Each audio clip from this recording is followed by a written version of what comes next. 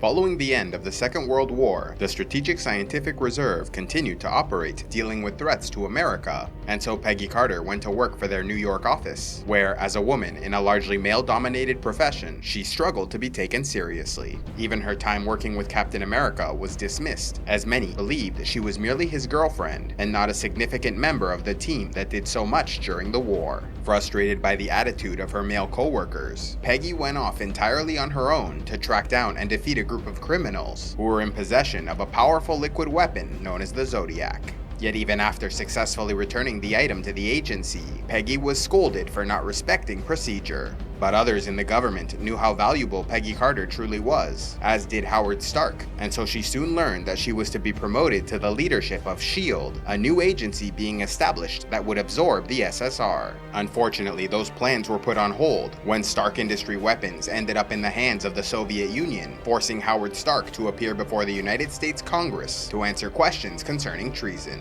And while he denied the accusations, he fled the country and was absent from the third day of hearings. Working with his trusted butler, Edwin Jarvis, Stark then enlisted the aid of his old friend Peggy Carter, swearing his innocence and explaining that this was all as a result of someone breaking into one of his mansions to steal weapons and experimental technology. Stark then warned her that some of what was stolen could prove incredibly dangerous, enlisting her to track down the formula for molecular nitramine, which, in the wrong hands, might cause mass devastation.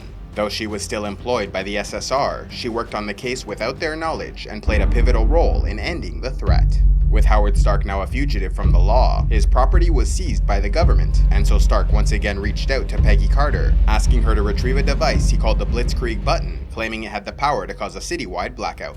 However, Peggy soon discovered that the device was actually a container storing a vial of Steve Rogers' blood. Stark tried to explain that it was his last sample and could potentially produce a number of medical breakthroughs, but Peggy was furious he had concealed the truth and suspected this was simply a scheme to profit off Steve's blood, and so emptied the vial into the ocean to keep it from exploitation. In 1947, Peggy Carter reunited with the Howling Commandos on a covert operation in Belarus to investigate the Red Room Academy, which they discovered to be a Soviet training facility raising little girls to be expert assassins. Although they lost 2 of their agents in the mission, they successfully rescued Viktor Ivchenko, who claimed to have been captured by Leviathan, the Soviet deep science and espionage agency behind the creation of the Red Room. But in truth, the man was really Johann Fenhoff, former leader of Leviathan, who was working with the master assassin Dottie Underwood to infiltrate the SSR to hypnotize the American agents, using them to do his bidding. But after kidnapping Howard Stark, his plans quickly fell apart, thanks to Peggy Carter and her allies, who freed Stark and captured Fenhoff, though Dottie Underwood managed to escape.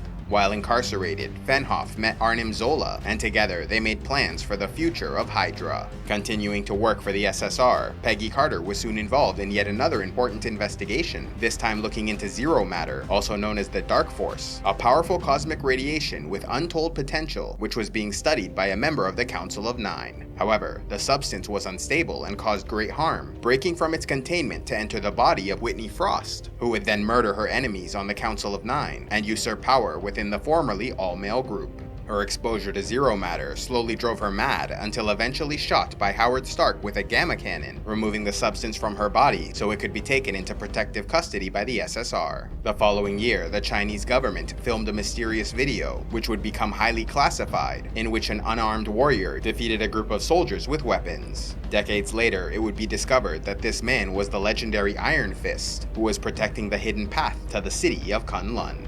In 1949, having finally overcome the initial delay, Peggy Carter joined Howard Stark and Chester Phillips in founding the Strategic Homeland Intervention Enforcement and Logistics Division, which absorbed the SSR to become a subdivision devoted to research and development. As part of Operation Paperclip, where former Nazi scientists were brought in to work for the American government, Arnim Zola was freed from prison and recruited by S.H.I.E.L.D., where he and other former Hydra agents began rebuilding their organization. During these years, they started experimenting on Bucky Barnes, who had been kept cryogenically frozen until able to control his mind so he might serve them as the deadly assassin Winter Soldier. In 1952, the Roxxon Corporation acquired Isodyne Energy.